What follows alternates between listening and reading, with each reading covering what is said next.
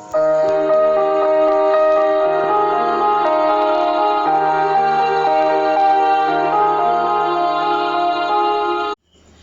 दर्शन में आप सबों का बहुत बहुत स्वागत है। आज के इस वीडियो में हम लोगों ने बात करने जा रहे हैं नागार्जुन की लिखी कविताएं बादल को घिरते देखा है में जितने भी पद हैं सभी का व्याख्या जानेंगे।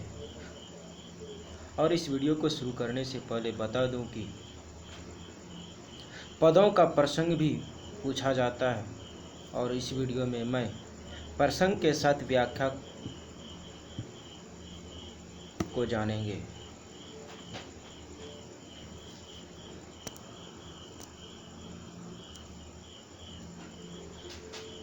सबसे पहले इन पदों का प्रसंग को जानते हैं। प्रसंग को लिखना प्रस्तुत पंक्तियां हमारे पाठ्यपुस्तक या प्रस्तुत पद हमारे पाठ्यपुस्तक बादल को घिरते देखा है से ली गई है। यह युग धारा से संकलित कविताएं हैं। इनके रचनाकार नागार्जुन जी हैं। इनमें कवि वर्षा ऋतु में तालाब के सौंदर्य का वर्णन करता है। अब इन पदों का हम लोग व्याख्या जानते हैं।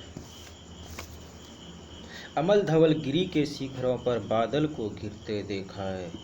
अमल धवल का अर्थ है निर्मल और सफेद।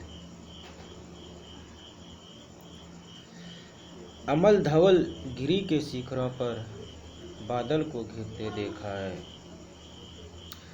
यहाँ कवि नागार्जुन जी कह रहे हैं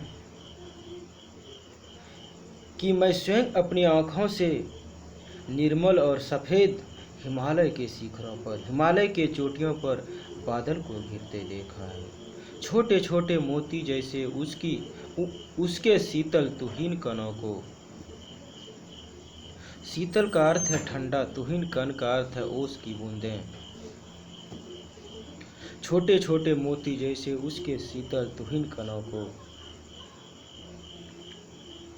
पानी से बादल बनते देखा है, जैसे कि छोटे छोटे मोती के कण के समान शीतल लग रहे हैं। मानसरोवर के उन स्वर्णिम बादलों पर गिरते देखा है। वह शीतल ओस की बूंदें, छोटी छोटी बूंदें मानसरोवर के झील में उगे सोने के जैसे खिले कमल पत्रों पर बादल को गिरते देखा है। आगे नागार्जुन जी कह रहे हैं कि बादल को गिरते देखा है।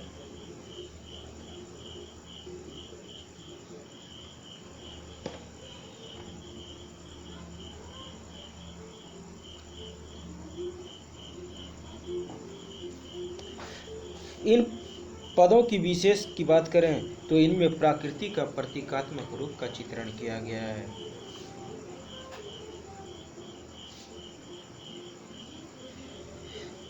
इनमें बादल का मानवीकरण किया गया है। छोटे छोटे में पुनरुक्ति अलंकार है और मोती जैसे में उपमा अलंकार है।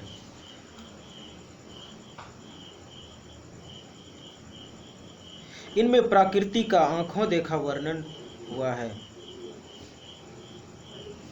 और अविधा लक्षणा शब्द का भी प्रयोग हुआ है। आगे बढ़ते हैं और देखते हैं अगले पदों को।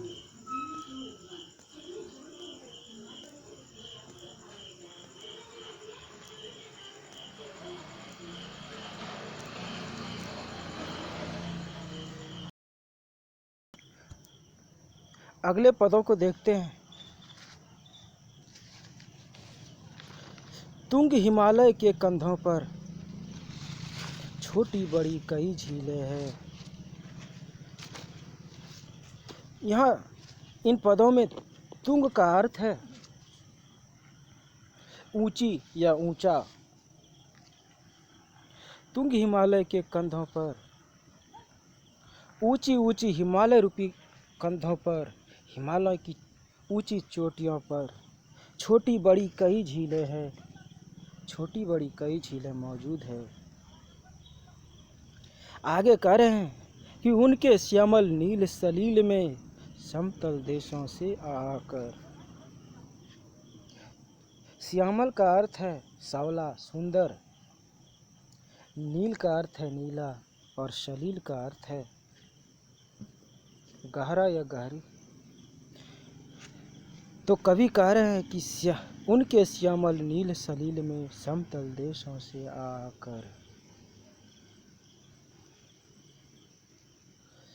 इन श्यामल नील सलील में अर्थात इन झीलों के शांत और गहरे खूबसूरत नीले जल में, जलाशयों में, दूर समतल देशों से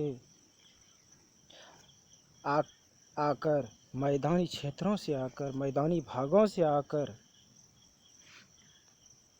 बरसात की उमस भरी गर्मी में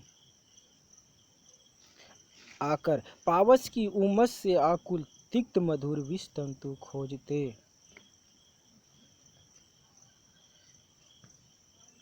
पावस का अर्थ है वर्षा काल या वर्षा ऋतु, और आकुल का अर्थ है व्याकुल, और तिक्त मधुर का अर्थ है कड़वे और मीठे, और विष तंतु का अर्थ है कमल नाल के भीतर पाए जाने वाले तंतु। तो आगे कवि जी कह रहे हैं कि विष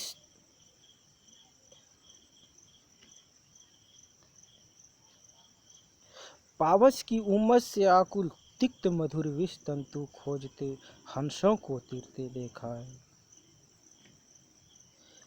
कवि कह रहे हैं कि उमस भरी गर्मी से व्याकुल परेशान हंस शरण लेने के लिए परने करते हुए देखा है, शरण लेते हुए देखा है, परने करते हुए देखा है। और इस उमस भरी व्याकुल गर्मी में व्याकुल होकर राजहंसों को झीलों के पानी में तैरते हुए कमलनाल के भीतर स्थित कड़वे और मीठे तंतुओं को खोजते हुए देखा गया है। आगे फिर कह रहे हैं कि बादल को घिरते देखा है। इन पदों की विशेष की बात करें तो इनमें प्रकृति का प्रतीकात्मक रूप है, और इसमें आकर एवं श्यामल नील सलील अनुप्रास अलंकार है, और इसमें उपमा देशज शब्द है। आगे बढ़ते हैं और देखते हैं अगली पंक्तियों में क्या है।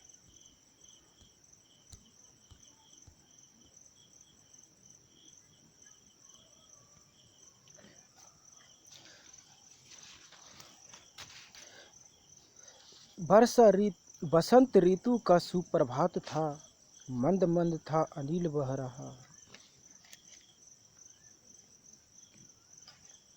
बसंत ऋतु का सुप्रभात था, मंद मंद था अनिल बह रहा। यहाँ मंद मंद का अर्थ है धीरे धीरे, और अनिल का अर्थ है हवा, वायु, पवन। तो वर्षा ऋतु का सुप्रभात था, मंद मंद था अनिल बह रहा। यहाँ कवि कह रहे हैं कि बसंत ऋतु का सुंदर सुप्रभात है, और मंद मंद हवाएं चल रही है, हवाएं बह रही है। बालरून की मृदु किरणें थी, अगल बगल स्वर्णभ शिखर थे। बालरून की मृदु किरणें थी, अगल बगल स्वर्णभ शिखर थे। स्वर्णभ का अर्थ है सोने की आभा से युक्त। तो अगल बगल सूर्योदय की प्रथम किरणें चारों ओर फैल रही थी, जैसे आसपास सोने की आभा से युक्त किरणें प्रतीत हो रहे थे। यहाँ कहने का अर्थ है कि सोने की आभा से युक्त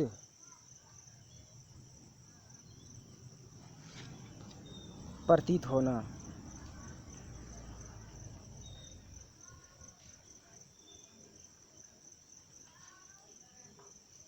एक दूसरे से विरहित हो अलग अलग रहकर ही जिनको सारी रात बितानी होगी।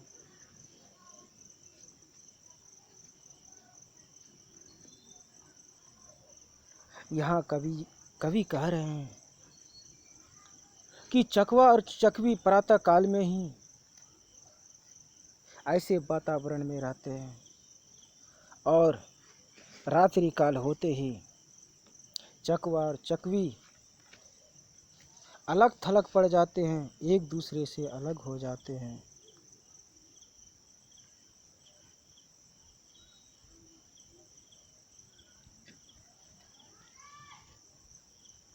निशा काल से चीर अभिशापित बेबस उस चकवा चकई का बंद हुआ करंदन।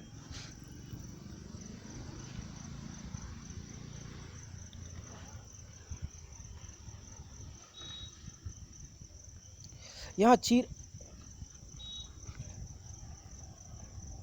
निशा काल का अर्थ है प्रातः काल और चीर अभिशापित का अर्थ है सदा से ही शापग्रस्त दुखी,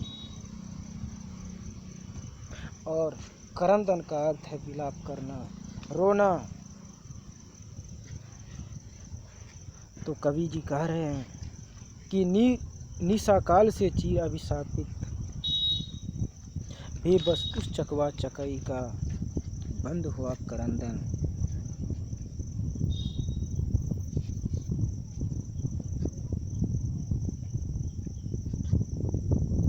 प्रातः काल से ही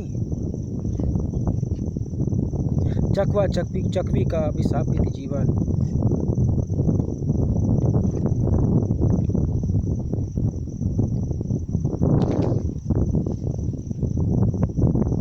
चकवा चकवी का अभिशापित जीवन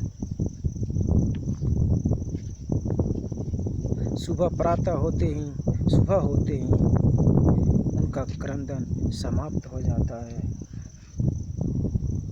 अर्थात उनका अभिशापित जीवन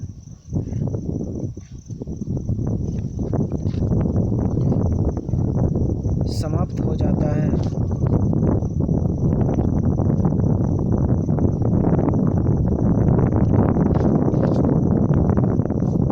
फिर उनमें उस महान सरोवर के तीरे शैवालों की हरी दरी पर वर्ण कलर छिपते देखा है।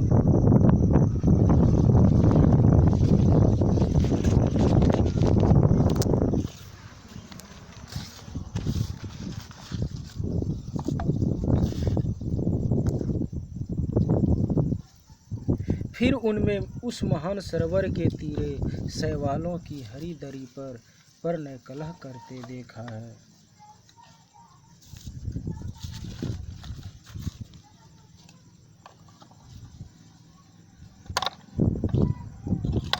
शैवाल का यहाँ अर्थ है काई प्रजाति की एक घास और परने कलह प्यार भरी छेड़छाड़ या प्रेम रूपी झगड़ा।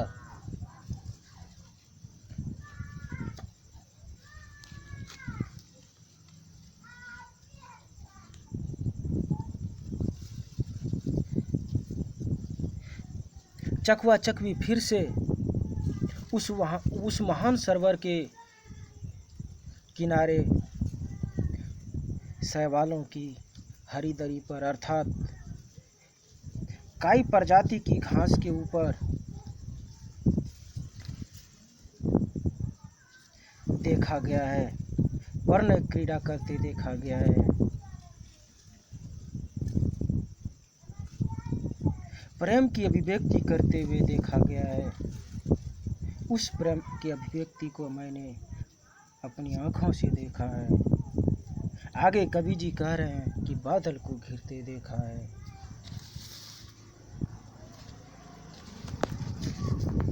इनकी विशेष की बात करें, इन पंक्तियों की विशेष की बात करें तो इनमें मंद मंद में विप्सा अलंकार है और अगल बगल में पुनरुक्ति अलंकार है। चकवा चकवी तरल एवं तरुण में अनुप्रास अलंकार है।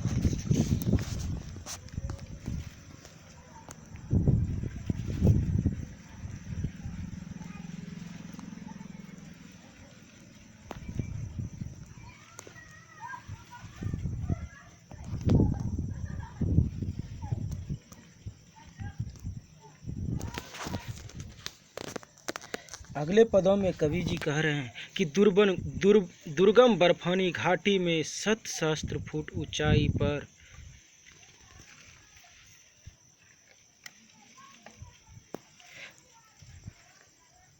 दुर्गम बर्फानी घाटी में 7 सहस्त्र फुट ऊंचाई पर 7 सहस्त्र का अर्थ है सैकड़ों हजारों।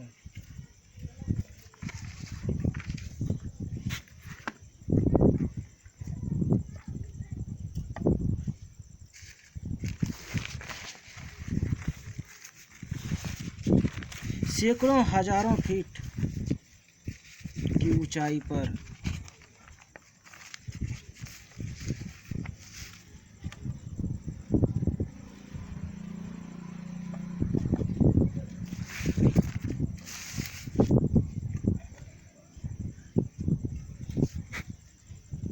हिमालय की दुर्गम घाटी में सैकड़ों हजारों फीट की ऊंचाई पर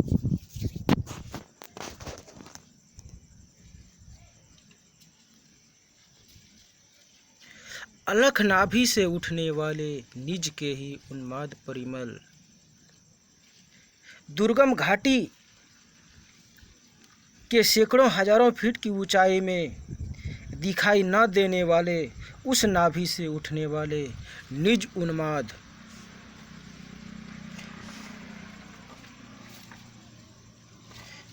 निज का अर्थ है अपना, उन्माद परिमल का अर्थ है नशीली सुगंध। अपनी नाभि से उठने वाले उन्माद दुर्गंध अर्थात अपनी नशीली सुगंध के पीछे भागते हुए देखा गया है, खोज करते देखा गया है। अर्थात कवि कहना चाह रहे हैं कि दुर्गम बर्फानी घाटी की चोटी पर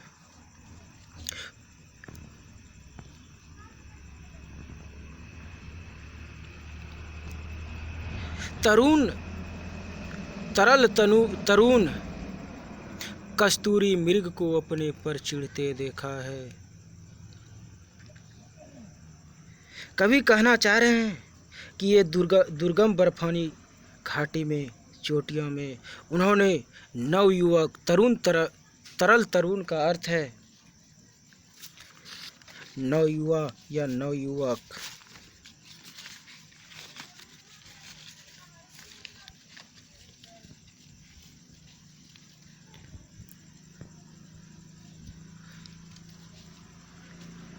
कवि कहना चाह रहे हैं कि तरल तरुण मृग को अपने पर चिढ़ते देखा है, नवयुवक मृग को वहाँ मौजूद देखा है और वह अपनी दिव्य सुगंध की खोज में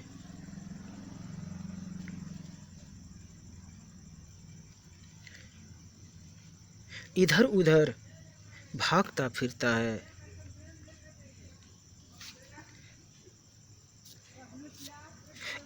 उसे अपने ऊपर चीड़ आते देखा है। यहाँ कहने का तात्पर्य है कि कई बार अपना ही सौंदर्य, अपनी ही मादकता उसे अपने लिए पराश्रात्मक चीड़ बन जाता है।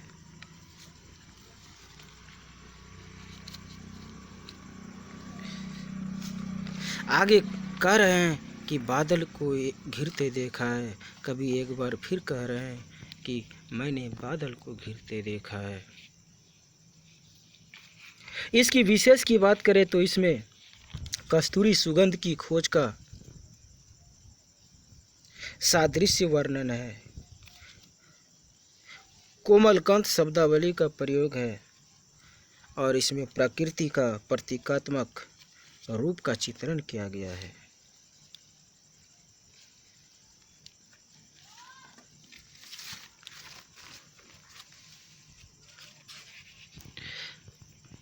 अगले पंक्तियों में देखते हैं क्या है।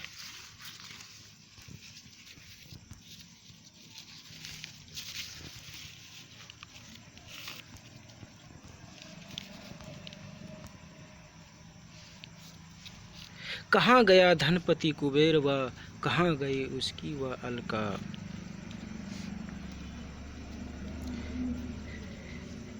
यहाँ कवि नागार्जुन जी निराशा स्वर में प्रश्न करते दिखाई दे रहे हैं और कह रहे हैं कहाँ गया धनपति कुबेर व कहाँ गई उसकी वह अलका। नागार्जुन जी निराशा स्वर में कह रहे हैं ना जाने कहाँ चला गया धनपति कुबेर व उसकी नगरी अलकापुरी, कोई पता नहीं है। ना ही ठिकाना कालिदास के व्योम प्रवाही गंगा जल का, ना ही कालिदास द्वारा वर्णित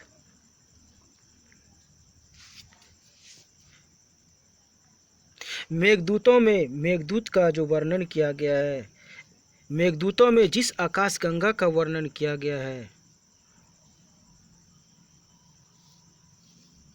वह गंगा जल ही कहीं दिखाई नहीं दे रहा है। ढूंढा बहुत परंतु लगा क्या मेघदूत का पता कहीं पर।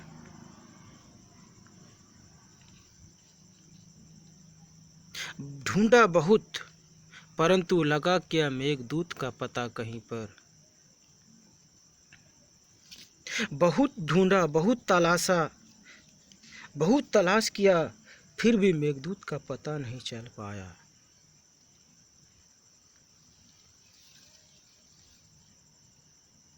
कौन बताए वह छाया में बरस पड़ा होगा ना यहीं पर।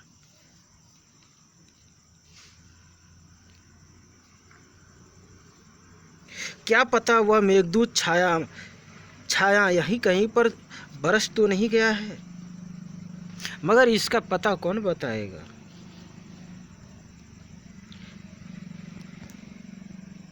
फिर नागार्जुन जी आगे कह रहे हैं कि जाने दो वह कभी कल्पित था। छोड़ो जाने दो, हो सकता है यह सब तो मात्र एक कवि की कल्पना हो सकती है।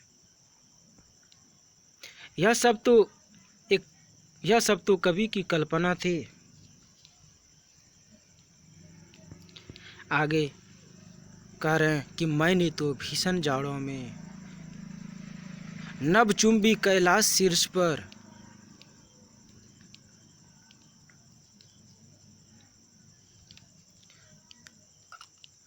नागार्जुन जी आगे कह रहे हैं मैं तो स्वयं अनुभव किया है कि भीषण सर्दी में गगनचुंबी कैलाश पर्वतों के शिखरों पर बादल को मेघों को तूफानी हवाओं के साथ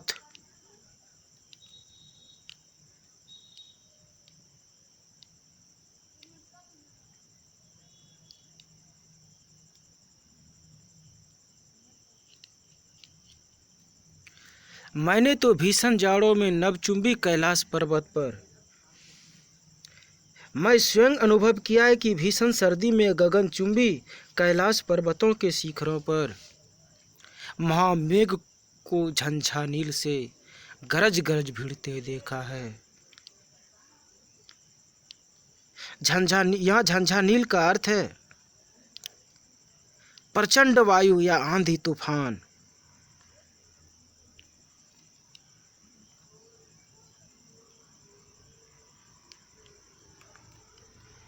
मैंने तो भीषण जाड़ों में नभचुंबी कैलाश शीर्ष पर महामेघ के झंझा नील को गरज गरज भिड़ते देखा है। इस भीषण सर्दी में गगनचुंबी कैलाश पर्वतों के शिखरों पर बादल को मेघों को तूफानी हवाओं के साथ गरज गरज कर टकराते हुए देखा है, बरसते हुए देखा है।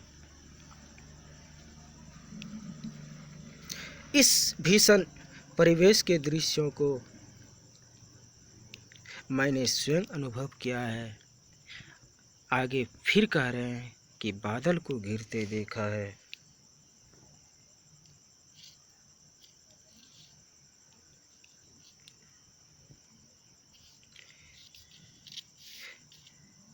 इसकी विशेष की बात करें तो इनमें कवि कल्पित में अनुप्रास अलंकार है, कवि कल्पित में अनुप्रास अलंकार है और गरज गरज में पुनरुक्ति अलंकार है। और इन पदों में कालिदास के जीवन का अंश है।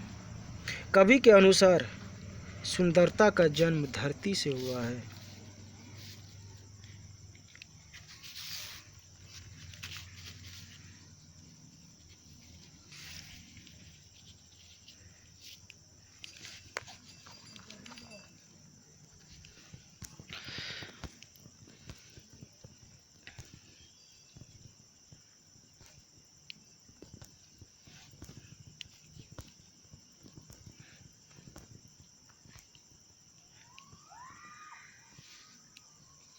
अगली पंक्ति में नागार्जुन जी लिखते हैं कि सत सत निर्झर निर्झरणी कल मुखरित देवदारू कानन में। सत सत का अर्थ है सैकड़ों, निर्झर निर्झरणी का अर्थ है झरने नदियां,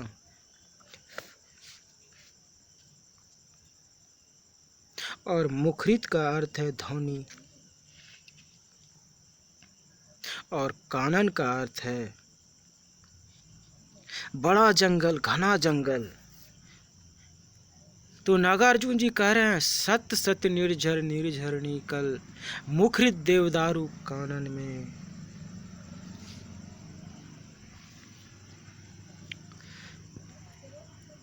कवि कहते हैं कि पर्वत से बहने वाले सैकड़ों हजारों नदियों झरने अपने जल प्रवाह से देवदार के घने वनों में कल कल ध्वनि के करते हुए बह रहे हैं।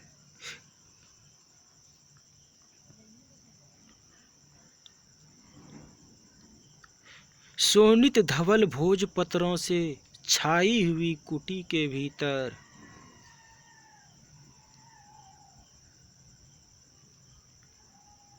शोणित धवल भोजपत्रों से छाई हुई कुटी के भीतर देवदार के वृक्षों के नीचे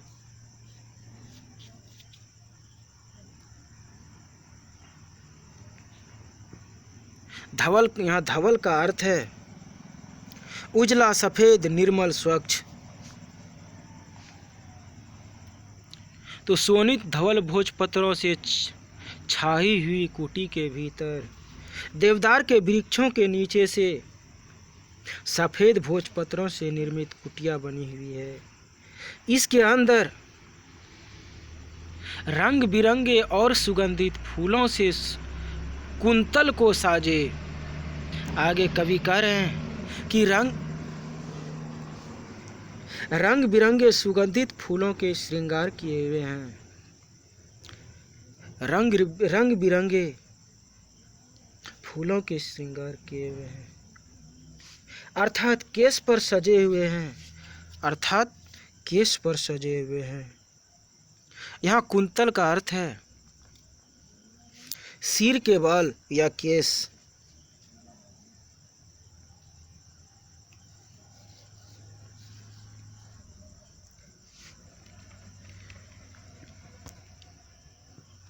आगे नागार्जुन जी लिखते हैं कि इंद्र नील की माला डाले शंख सरीखे सुगढ़ गलों में।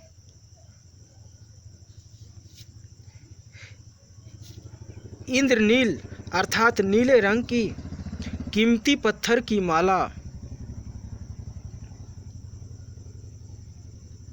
या हार गले में डाले हुए हैं।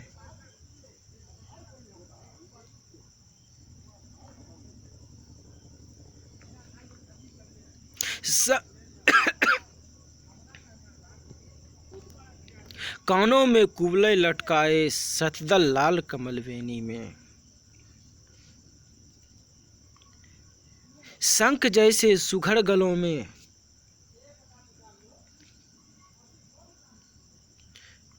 शंख सरीखे सुघड़ गलों में, कानों में कुबले लटकाए। शंख सरीखे का अर्थ है शंख के समान, और सुघड़ का अर्थ है सुडौल या सुंदर।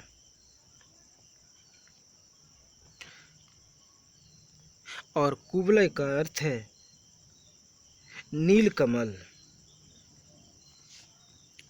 तो शंख सरीखे सुघड़ गलों में, कानों में कुबले लटकाए। शंख के समान, शंख के जैसे गलों पर, और कानों में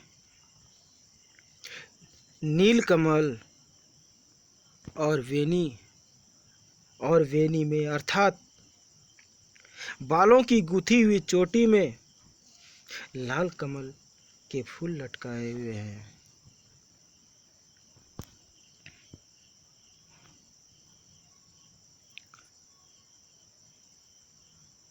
रजत रचित मणि खचित कलामय, रजत रचित मणि खचित कलामय, पान पात्र द्राक्षा सब पूरित,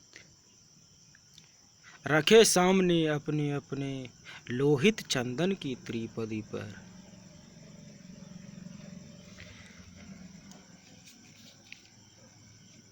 रजत रचित का अर्थ है चांदी से बना हुआ, और मणि खचित का अर्थ है मणियों से जड़ा हुआ।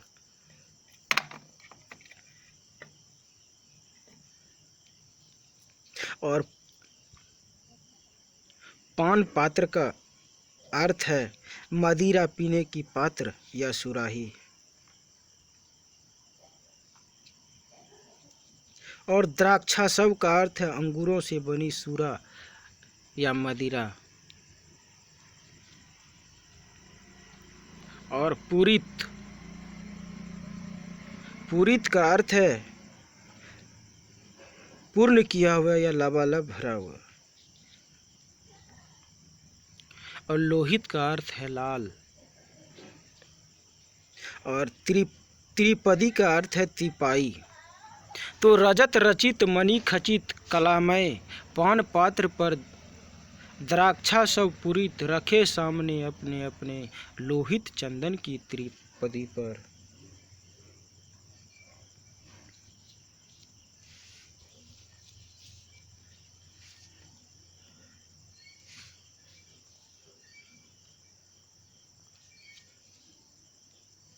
चांदी से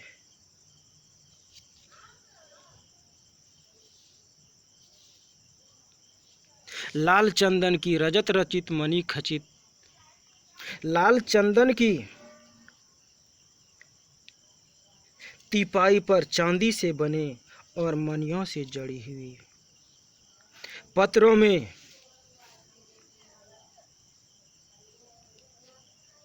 अंगूरों से बड़ी शराब या मदिरा सामने भरकर, और मुलायम मुलायम बेदाग छोटे छोटे कस्तूरी हिरणों की छाल पर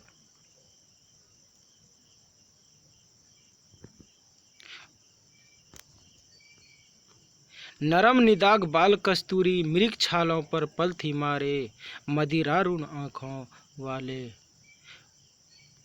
उन उन्मद किन्नर किन्नरियों की। नरम निदाग बाल कस्तूरी, नरम नरम मुलायम बेदाग छोटे छोटे बाल कस्तूरी हिरणों की छालों पर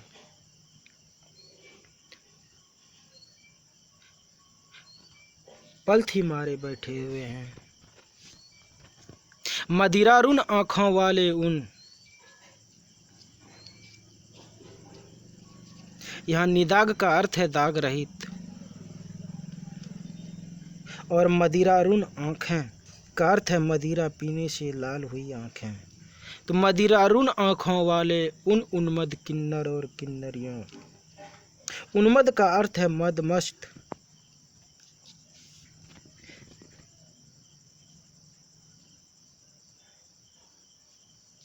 मदिरा मदिरा पीने से हुए लाल लाल आँखों में मदमस्त किन्नर और किन्नरियाँ मृदुल मनोरम अंगुलियों से अपनी कोमल व मनोहर अंगुलियों से बंसी पर फिरते देखा है, बांसुरियों पर उंगली को फेरते हुए देखा है।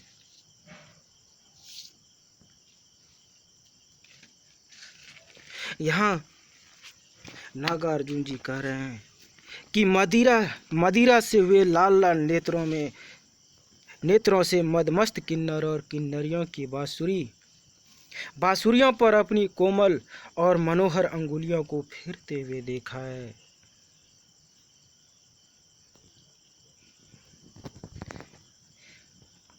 आगे फिर कह रहे हैं कि बादल को घिरते हुए मैंने स्वयं देखा है। इन पदों की विशेष की बात करें तो इनमें सत सत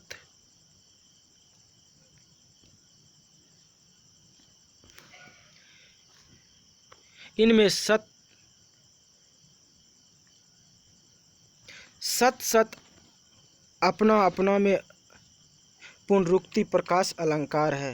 निर्झर निर्झरी व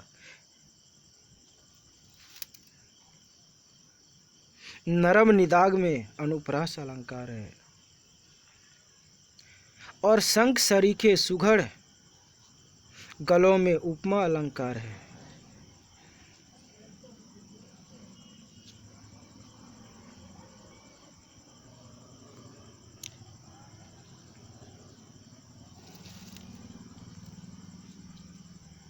इन पंक्तियों ने कवि ने हिमाचल की उन दुर्गम घाटी देवदारू के वनों का और किन्नर किन्नरियों की दंत कथाओं को प्रस्तुत कर बादल के माध्यम से प्रकृति के अनुरूप सौंदर्य को चित्रित करने का काम किया है।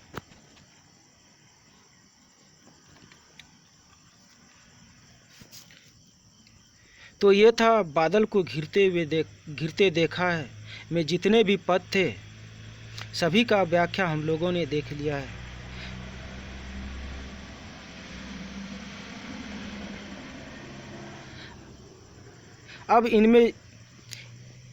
अब इन कविताओं के बीच में जितने भी महत्वपूर्ण पद बनने वाले हैं उन सभी को देखेंगे।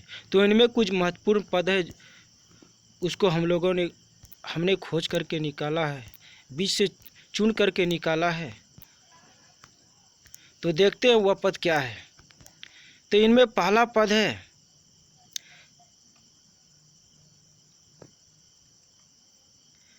कि समतल देशों से आकर पावस की उमस से आकुल तिक्त मधुर विष तंतु खोजते हंसों को तीरते देखा है। यहाँ कवि कह रहे हैं कि हिमालय श्रृंखला में बहुत सी छोटी बड़ी प्राकृतिक झीलें हैं और उस झीलों में मैदानी भागों से समतल देशों से इस उमस भरी गर्मी में से तंग आकर हंसों के समूह को आते देखा है, झीलों में तैरते देखा है और उस जल में पाए जाने वाले मीठे तीखे स्वाद वाले जल तंतुओं के कमल नालों को खोजते हुए भी देखा है।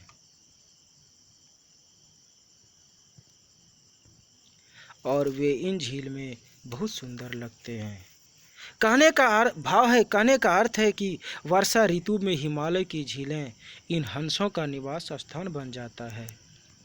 अगला पद है कि बसंत का सुप्रभात था, मंद मंद था अनिल बह रहा, बाल रून की मृदु किरणें थी, अगल बगल स्वर्णभ शिखर थे। इन पदों में कवि कह रहे हैं कि बसंत ऋतु का सुंदर सुबह है, सुंदर प्रभात है और मंद मंद हवाएं चल रही है, मंद मंद शीतल हवाएं चल रही है, हवाएं बह रही है। बाल रून की मृदु किरणें और प्रातः काल की सुनहरी किरणें।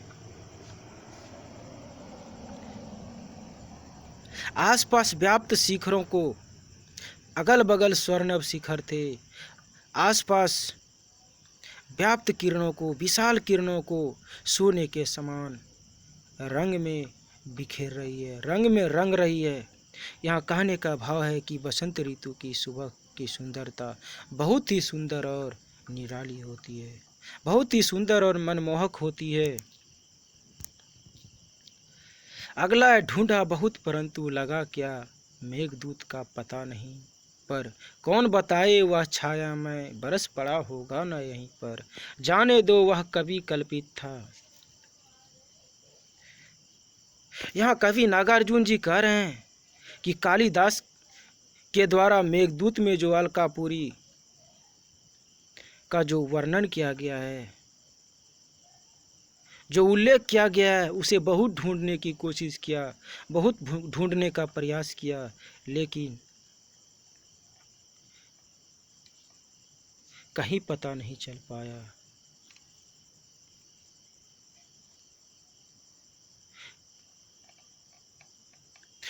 कौन बताए वह छाया में बरस पड़ा होगा न यहीं पर।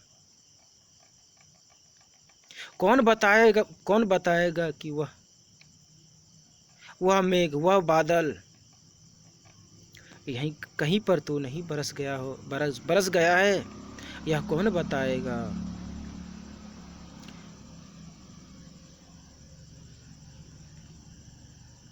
जाने दो वह सब तो कवि की एक कल्पना थी। जाने दो शायद यह कवि की कल्पना मात्र थी। आगे है सतदल लाल कमल वेणी में रजत रचित मणि खचित कला में। पान पात्र द्राक्षा सब पूरित रखे सामने अपने अपने लोहित चंदन की त्रिपदी पर। नरम निदाग बाल कस्तूरी मृग छालों पर पलथी मारे। मदिरारुण आँखों वाले उन उन्मद किन्नर किन्नरियों की मृदु किरणें मृदुल मनोरम अंगुलियों को वंशी पर फिरते देखा है। कवि कह रहे हैं कि हिमालय में रहने वाले लाल लाल कमल के फूल अपने बालों में लगी हुई है। वहाँ रहने वाले लोग अंगूर से बने मदिरा का सेवन करते हैं। हिमालय में रहने वाले किन्नर और किन्नरियाँ छोटे छोटे कस्तूरी मृग के नरम छाल पर पलथा मारे बैठे हुए हैं और वे लोग मदिरा सेवन के नशे में आंखें लाल कर ली है और सधी हुई उंगलियों को कोमल उंगलियों से बांसुरी पर फिरते दिखाई दे रहे हैं और वे बांसुरी मधुर तान बिखेर रहे हैं, मधुर तान छोड़ रहे हैं। आगे है निशा काल से चीर अभिशापित बेबस उस चकवा चकई का बंद हुआ करंदन। फिर उनमें उस महान सरोवर के तीरे शैवालों की हरी दरी पर। इन पंक्तियों में नागार्जुन जी कह रहे हैं कि प्रातःकाल होते ही लाचार अभिशापित सांप से ग्रस्त चकवार चकई का विलाप समाप्त हो गया है। वे मानसरोवर के किनारे पानी के ऊपर छोटे छोटे हरी घास के ऊपर मिलन होता है और फिर अपने प्रेम का इजहार करने लगते हैं, प्रेम की छटा को बिखेरने लगते हैं।